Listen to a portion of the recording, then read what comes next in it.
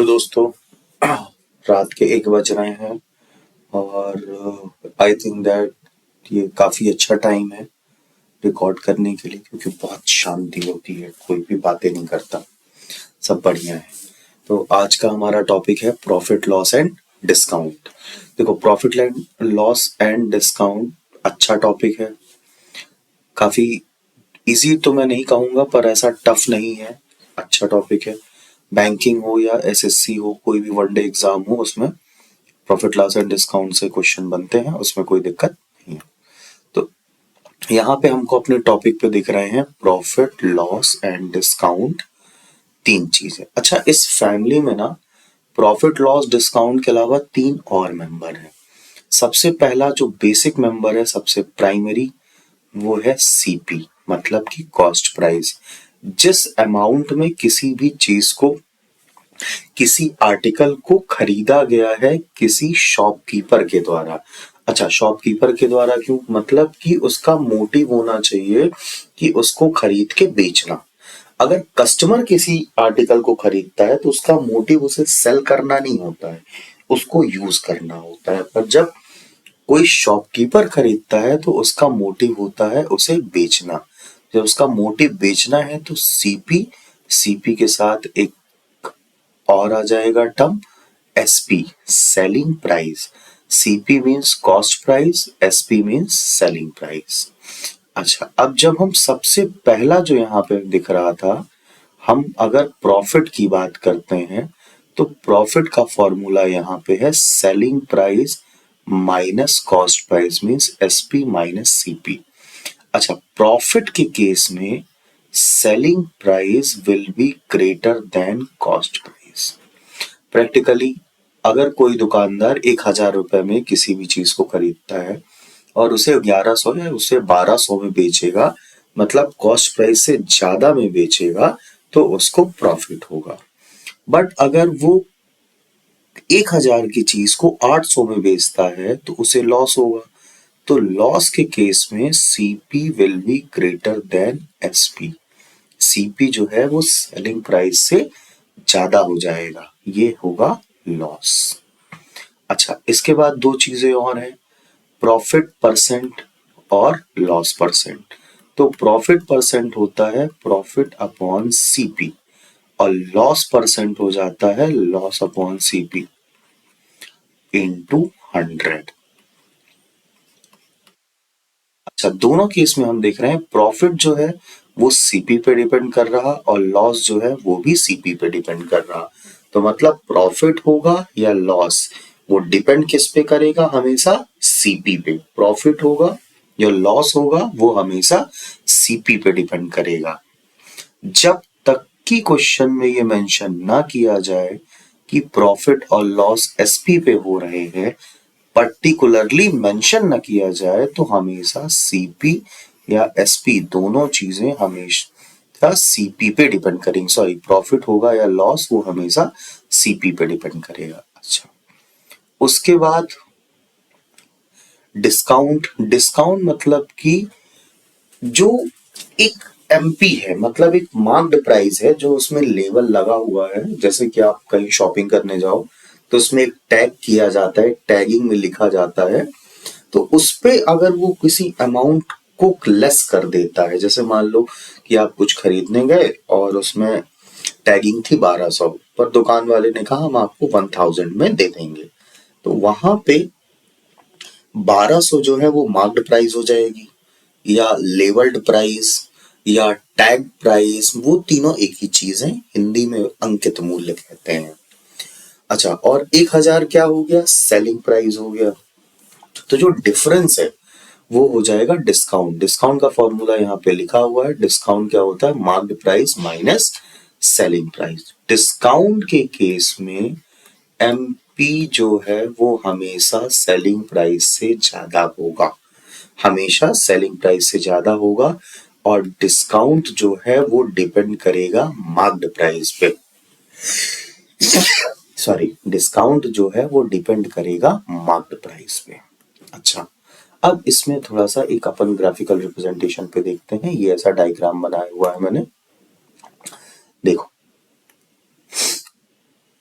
CP and SP, CP and SP, यहाँ पे CP और एसपी, तो सीपी और एसपी के बीच का जो रिलेशन है वो या तो प्रॉफिट होगा या लॉस होगा। तो प्रॉफिट के केस में सेलिंग प्राइस जो है वो कॉस्ट प्राइस से ज्यादा होगी, बट लॉस के केस में जो कॉस्ट प्राइस है वो सेलिंग प्राइस से ज्यादा हो जाएगी। और डिस्काउंट के केस में क्या होगा, जो मार्क्ड प्राइस है वो सेलिंग प्राइस से ज्यादा होगी। डिस्काउंट के केस में मार्क्ड प्राइस सेलिंग प्राइस से ज्यादा होगी। अच्छा, ये चीजें याद रखना हमेशा। प्रॉफिट और loss is a relation between CP and SP, and discount is a relation between SP and MP. Profit and loss is a relation between CP and SP, and discount is a relation between MP and SP. मतलब कि अगर profit या loss percent आपको दिया है तो वहां से आप सीपी और एसपी का रेशियो बनाओगे। अगर प्रॉफिट या लॉस परसेंट दिया है तो वहां से आप सीपी एंड एसपी का रेशियो बनाओगे। लेकिन अगर आपको डिस्काउंट परसेंट दिया है तो आप वहां से एसपी एंड एमपी का रेशियो बनाओगे। कैसे बनाओगे ये अपन आगे डिस्कस करते हैं। अच्छा, अब यहाँ पे एक चीज और लिखा हुआ है, मार्कअप वैल्यू। मार्कअप वैल्यू का मतलब समझो कि कोई दुकानदार है, कोई शॉपकीपर है, उसने 1,000 रुपए में कोई चीज खरीदी, तो सीपी कितना हो गया 1000, पर उसने उस पे 200 रुपए ज्यादा लिखे, तो लिखा कितना 1200, तो उसने 1,000 पे किसी चीज को खरीदा और उसमें मार्किंग कितनी कर दी 1200, तो ये जो 200 रुपए उसने इंक्रीज किया है, 200 रुपए उसने इंक्रीज किया है, वो कहलाएगा मार्कअप वैल्यू। मतलब सीपी से कितना ऊपर मार्क किया गया है। अच्छा, अब यहाँ पे आगे समझो। जैसे मान लो कि यहाँ पे लिखा है, हमने कहा कि प्रॉफिट जो है, प्रॉफिट परसेंट 20 है, तो 20% का फ्रिक्शन वैल्यू तो सभी को पता है 1/5। तो this act like a CP and this is profit. तो जब हम सीपी और एसपी का रेशियो बनाएंगे तो हमने कहा 5 रुपए की चीज को बेचने में 1 रुपए का फायदा हुआ, मतलब कितने में बिका 6 रुपए में। 5 रुपए की चीज को बेचने में 1 रुपए का फायदा हुआ, मतलब कितने पे बिका 6 रुपए पे। जैसे कि हमने कहा कि प्रॉफिट परसेंट कितना है 30%, तो 30% की फ्रिक्शन वैल्यू तो 3/10 हो जाती है। तो आपने कहा सीपी एंड एसपी जो है, तो सीपी 10 हो जाएगा और एसपी 13 हो जाएगा। सीपी 10 हो जाएगा और एसपी 13 हो जाएगा। अच्छा, एक एग्जांपल और देखो। जैसे हमने कहा कि प्रॉफिट जो है वो कितना है 10% है, 10% की फ्रिक्शन वैल्यू 1/10 हो गई, तो सीपी एंड एसपी का रेशियो कितना हो जाएगा 10:11 हो जाएगा। सीपी और एसपी का रेशियो कितना हो जाएगा 10:11 हो जाएगा। इस चीज को समझने वाली चीजें हैं ये, या आप उनको समझो। जैसे मान लो कि अभी और एग्जांपल देखते हैं अपन, इसको फटाफट रफ कर देते हैं।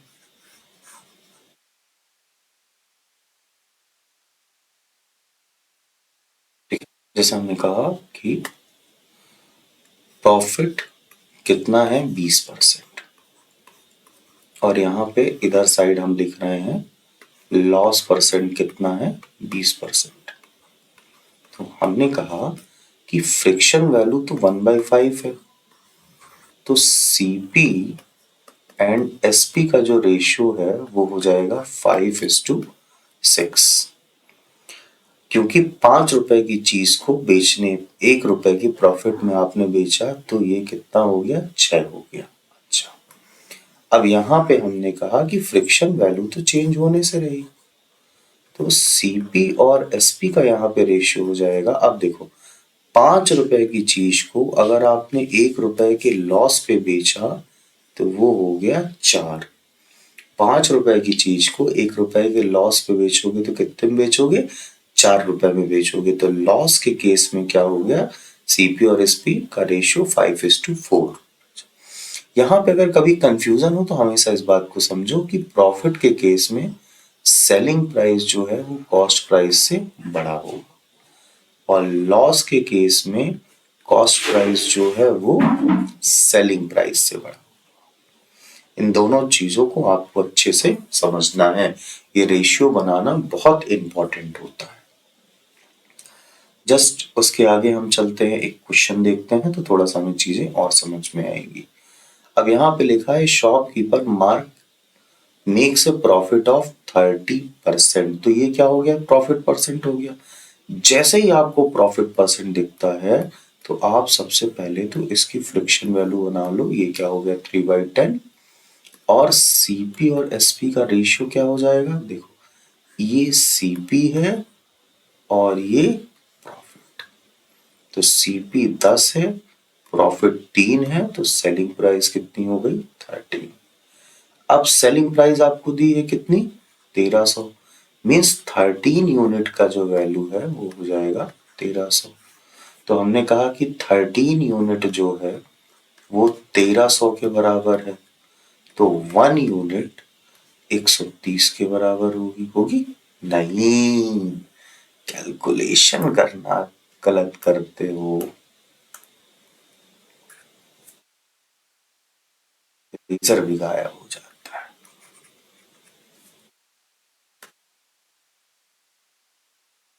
1300 अपॉन 13 कितना हो गया? 100। तो 1 यूनिट की वैल्यू कितनी हो गई? 100। तो 10 यूनिट की वैल्यू कितनी हो जाएगी? 1000। मतलब सीपी हमारा कितना हो गया है?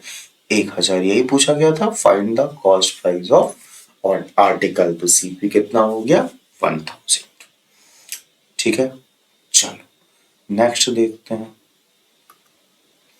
ए shopkeeper bear a loss of 30%। अब यहाँ पे उसको 30% का लॉस हो रहा। तो आपने लॉस परसेंट देखा तो इसको ऐसा बनाओ सीधे 3/10 एंड सीपी एंड एसपी। तो सीपी कितना हो जाएगा? ये सीपी है और ये लॉस। तो सीपी 10। अच्छा, 10 रुपए में ये चीज को अगर 3 रुपए के घाटे में बेचोगे तो कितने में बेचोगे? 7 रुपए। खुद ही सोचो, 10 रुपए में तुमने खरीदा और 3 रुपए घाटे में बेच रहे हो तो 7 रुपए में बेचोगे। अब यहाँ पे सेलिंग प्राइस कितनी दी हुई है? 700। मतलब कि 7 यूनिट की वैल्यू कितनी है? 700। तो 1 यूनिट की वैल्यू निकालने के लिए 700 अपॉन 7। तो ये कितना हो गया? 100। तो 1 यूनिट की वैल्यू कितनी हो गई? 100। तो 10 यूनिट की वैल्यू कितनी हो जाएगी? 1000। कुछ नहीं किया, 100 से मल्टीप्लाई कर दिया तो 1000 हो जाएगा। तो हमको इन चीजों को समझना होगा कि कब लॉस हो रहा है और कब प्रॉफिट हो रहा। उसके अकॉर्डिंग हम सीपी और एसपी का रेशियो बनाएंगे। अच्छा, इसी चीज को थोड़ा सा और देख लो। यहाँ पे हम दिखा देते हैं। जब डिस्काउंट की बात करेगा, यहाँ पे सिर्फ हमको अभी रेशियो बनाना देखना है, हम ज्यादा क्वेश्चंस नहीं सॉल्व कर रहे हैं, सिर्फ बेसिक चीजों को समझने की कोशिश कर रहे हैं।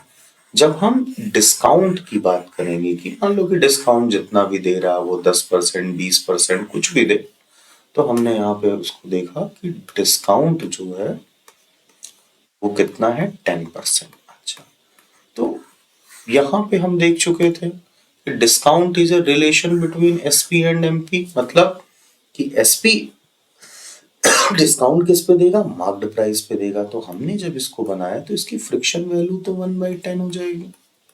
तो this is act like a MP and this is act like a discount. तो यहाँ पे एसपी और एमपी का जो रेशियो है, तो एमपी 10 है।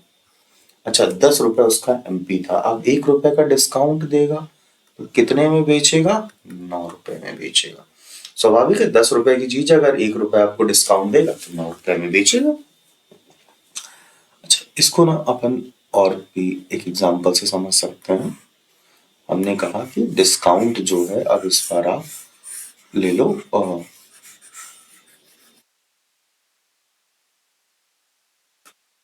20%। डिस्काउंट कितना हो गया? 20%। तो इसकी फ्रिक्शन वैल्यू तो 1/5 ही रहेगी हर केस में। तो सेलिंग प्राइस और एमपी का जो रेशियो बनेगा, तो 5 रुपए में 1 रुपए डिस्काउंट दिया तो कितने में बेचेगा? 4 रुपए में बेचेगा। और डिस्काउंट के केस में हमेशा मार्क्ड प्राइस जो होगा वो सेलिंग प्राइस से ज्यादा होगा। डिस्काउंट के केस में जो मार्क्ड प्राइस होगा वो हमेशा सेलिंग प्राइस से ज्यादा होगा। अच्छा, अब मैं ये उम्मीद करता हूँ कि आपको ना बेसिक चीजें समझ में आ गई होंगी। इसके बेस पे अपन क्वेश्चन नेक्स्ट वीडियो में सॉल्व करेंगे। Thank you so much.